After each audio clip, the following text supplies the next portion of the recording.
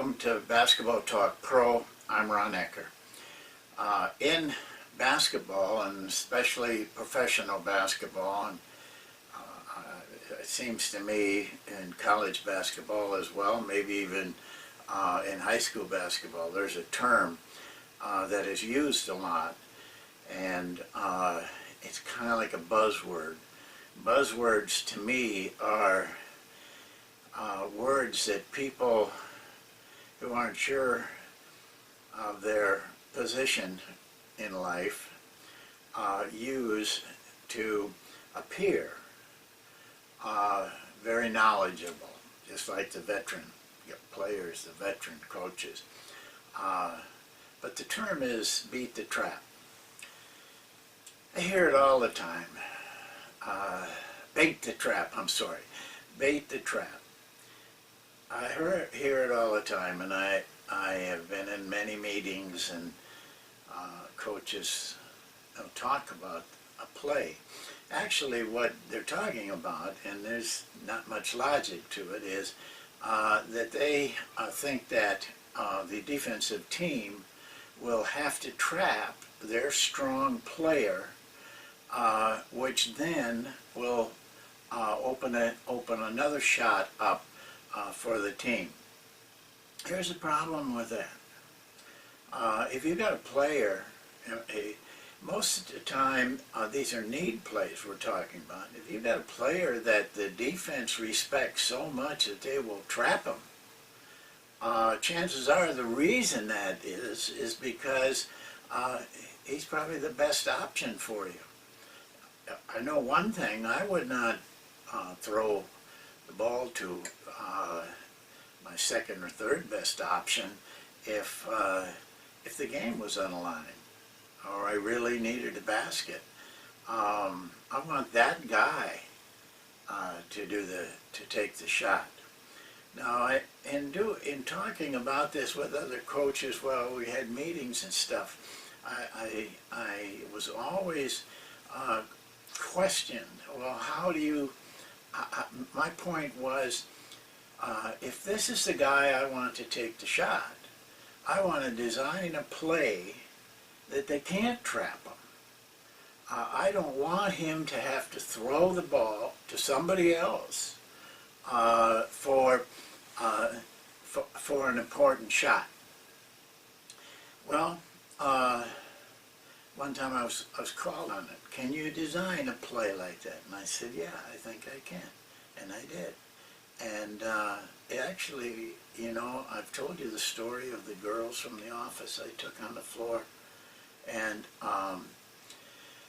the fun they had in that this is a way of trying out your play. Well, it was this play that I'm going to show you today that I was doing.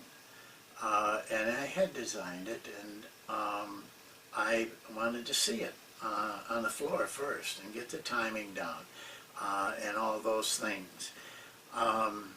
This is what I call a need play. It's different than a go-to play. Go-to plays you do during the entire game, and you can do this play also. And it turned out we did use it as both a go-to and a need play. But when you go to get down in the last seconds of the fourth quarter and you need a bucket, and that's what I call a need play. But they can be used both ways. So the only way I can show you, this is a play that worked very well. One of the assistants on that staff went to Golden State and brought it there and had success. They had success with it, and then an assistant on Golden State got a better job, and he brought it to another team, and they had success with it. I don't know what happened to it after that. It could be still drifting around out there, but I don't see it. But plays get tweeted, and so I don't know if it's still around or not. But at that time, it was a good play. I'd like to show it to you. It's very simple. But it must be, this play must be for a postman.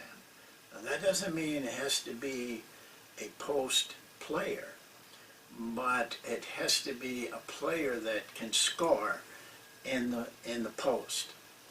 A player that you know or feel is the best player that can score in it. Could be a point guard, could be a second guard, could be a forward.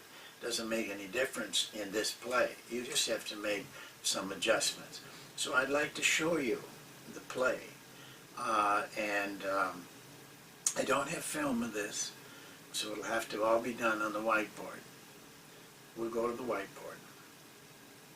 This play was really designed for Zydrunas Ilgauskas with Cleveland at the time. And he had, his very good score inside, but he did have a little problem with passing out of traps, so this play kind of protected him from that. Now, it's drawn up as a one-guard front, and that's how we used it. But you could adjust this to a two-guard front. You could adjust this play to be to start just like we start cut one and the monk offense. But here's how the play goes. One, our point guard in this case brings the ball into the court, of course. Number 4 steps up not too far from the lane there, and 2 drives off of him and all the way to the opposite corner.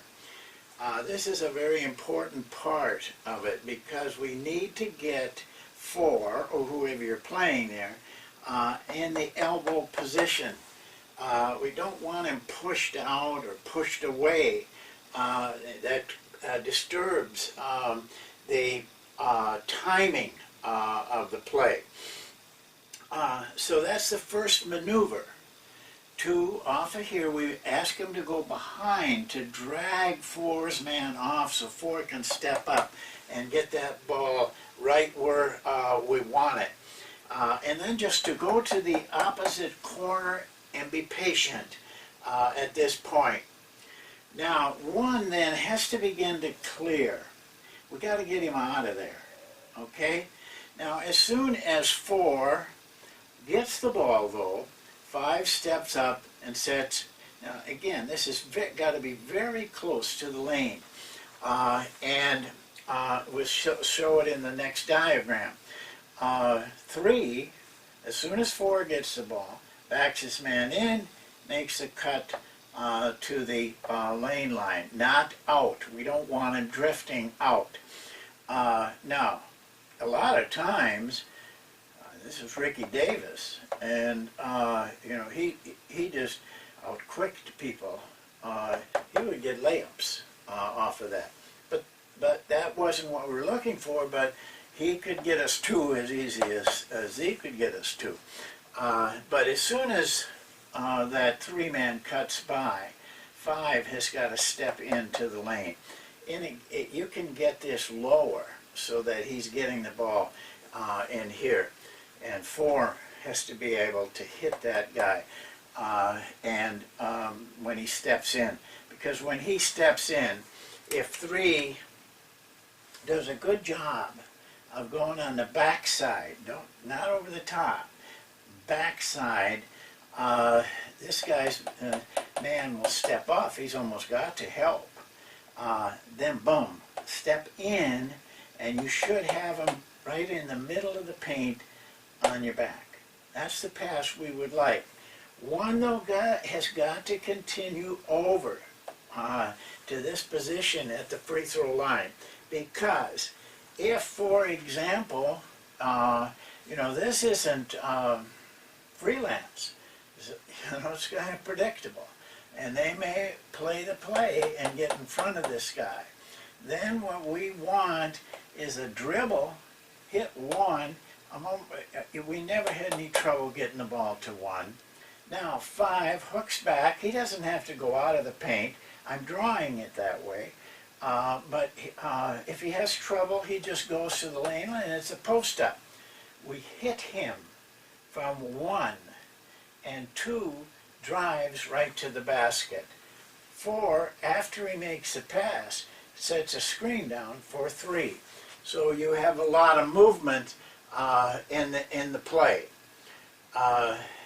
Generally, we were able to get the ball to one of 3 places, really, here, here, or here. And then, you know, it was just up to the fact that they could score or not. If you were playing with strong, your opposition is strong and veteran, they're going to push on this guy. That's why this cut has got to be a good one. We either get a layup there, or this guy's got to help on it. That's the way it looks. And this is really the triangle right here. We hit, and the guy goes through. We make motion over here.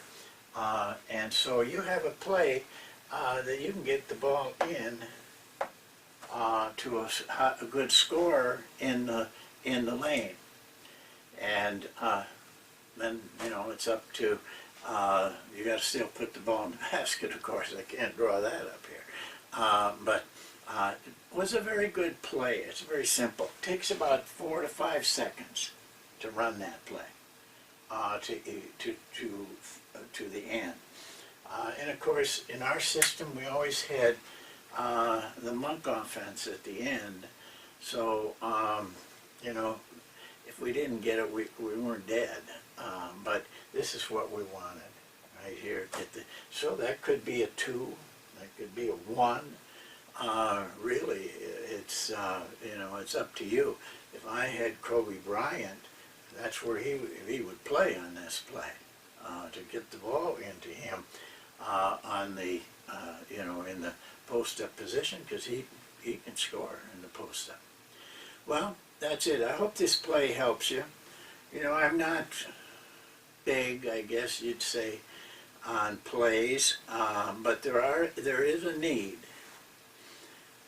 for need plays and go-to plays, but I use them very sparingly. I would ask you to do the same. But for gosh sakes, do not try to draw this up in a timeout. This is a play you practice. I think you practice all your plays, whatever you're doing. I would never ask my team to run a play like this from a timeout. So, you know, you spend some time on it. The timing is important in this play, but it isn't difficult. It's very simple, really, even though the lines look, you know, you're moving. You got movement. And really, we actually felt that we could get 5 people a chance to score, but we wanted the ball to go to one guy. So my advice is, forget baiting the trap. Design your plays so they can't trap. That way you're always getting the ball to the player you want to get the shot. Not a secondary player, a third player, but the guy you want to get that shot. So that's it for today. We'll have another session in a couple days, and hope you're enjoying spring weather wherever you are. I hope you're getting better weather than we are, but I'm hoping you're enjoying it. So that's it, and thank you very much.